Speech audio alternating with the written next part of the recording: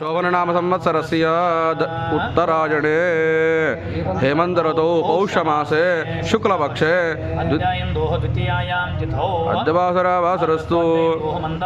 शुभतिथिवारनक्षत्र एवं गुणविशेषणविशिष्टायां शुभतिथौ भक्तमहाजनानां तस्य संकल्पितमनकामना सिद्ध्यर्थं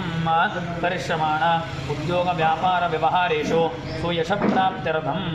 यजमानस्य गृहे सदा काल सुख शांति समाधान प्राप्त्यर्थम आस्तिक दत्तभक्त महाजनानां तस्य संकल्पित मनोरथ कामना अतिशीघ्र फल प्राप्त्यर्थम सद्गुरु दत्तात्रेयस्य अखंड कृपा आशीर्वाद अनुग्रह फल प्राप्त्यर्थम अद्य दिवसे श्रीमन्नरसिंह सरस्वती जन्मोत्सवांगभूतं श्री क्षेत्र गाणगापुर दत्तात्रेयस्य पुण्यतम क्षेत्रे ब्राह्मण द्वारा सग्रामक पूर्वक दत्तयाग हवनाख्यं कर्म करिष्ये तत्रादौ निर्विकृता सिद्धरथं महागणपते पूजनं च करिष्ये।